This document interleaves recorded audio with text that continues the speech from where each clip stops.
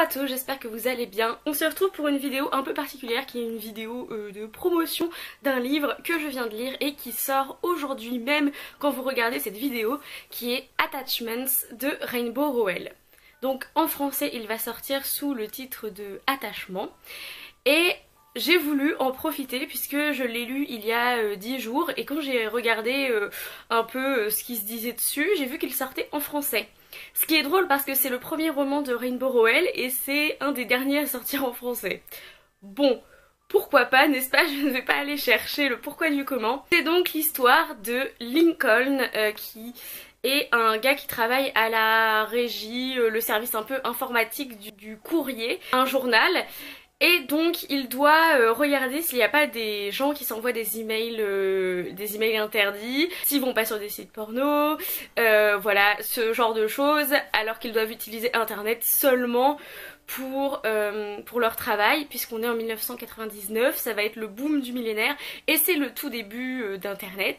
Donc ils savent pas forcément trop comment s'en servir et surtout les deux collègues Bess et Jennifer ne savent pas que leurs emails peuvent être monitorés et donc on peut lire leurs emails via, enfin s'ils utilisent des mots interdits. Bess et Jennifer sont deux collègues, deux meilleures amies qui s'envoient des mails à longueur de journée qui parlent de tout sauf du travail et Lincoln les reçoit tout d'un coup et il décide de ne pas leur envoyer de mots pour leur dire vous avez un avertissement, arrêtez de faire ce que vous faites, parce qu'il apprécie tellement ces conversations qu'il lit qu'il n'a pas envie qu'elles s'arrêtent. C'est un livre que j'ai trouvé très doux déjà, très mignon, franchement c'était le livre le plus mignon que j'ai presque jamais lu de ma vie.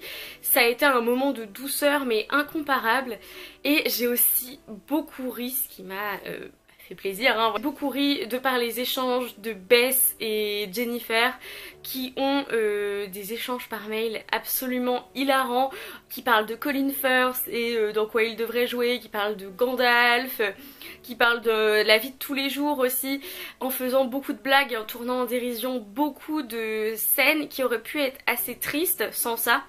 Et j'ai beaucoup aimé leur philosophie de vie, j'ai beaucoup aimé le fait qu'elle soit assez différente pour qu'au bout d'un moment on puisse comprendre qui est en train de parler sans regarder de qui est le mail. Des personnages très simples et à la fois très complexes, ce sont des personnages de la vie de tous les jours et ça fait du bien de ne pas voir forcément le héros super badass.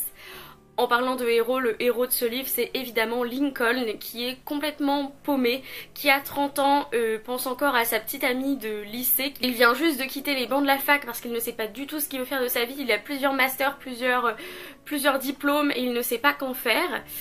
Et il décide du coup sur un coup de tête de prendre ce job et de retourner vivre chez sa mère et donc le livre c'est aussi tout son parcours vers l'indépendance, vers le fait qu'il se rende compte qu'il faut peut-être qu'il quitte sa maison familiale, qu'il faut qu'il change de boulot, qu'il faut qu'il change des choses pour que les choses aillent mieux dans sa vie et évidemment petit à petit il va tomber amoureux d'une des deux filles qui est Bess, c'est quand même pratique parce que c'est celle qui n'est pas mariée, et une romance toute choupie qui va se mettre en place puisque Bess aussi l'a aperçu et l'a trouvé très beau.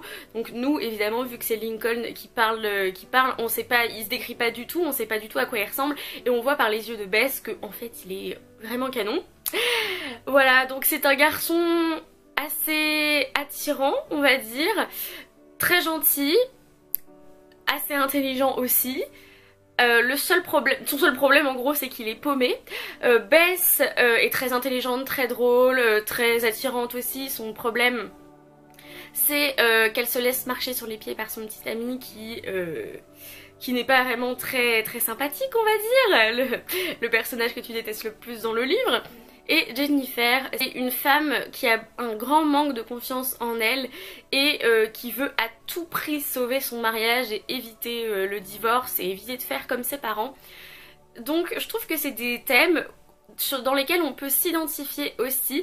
Il y a des choses assez dures au bout d'un moment dans le livre parce que c'est très drôle et puis au bout d'un moment ça reste quand même la vie, c'est-à-dire qu'il y a des choses qui arrivent aux deux filles ou même à Lincoln qui sont pas très drôles et pas très sympathiques, mais c'est toujours géré d'une manière on a peut-être les larmes aux yeux mais c'est pas non plus un tire-larme, c'est pas fait pour ça, c'est fait pour nous donner de l'espoir et pour donner aux personnages l'envie de rebondir. Et autant la relation entre Jennifer et Beth baisse, elle peut être très marrante, autant elle peut être aussi très profonde et qu'on voit qu'elles sont vraiment là l'une pour l'autre.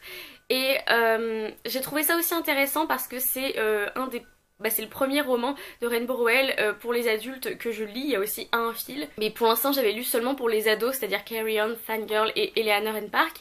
Et là pour les adultes je me suis retrouvée quand même dans pas mal de thèmes. J'avais bien aimé Fangirl, vraiment beaucoup aimé, parce que je me retrouvais dans pas mal de thèmes aussi puisqu'elle rentrait à la fac et que je suis encore en licence à la fac.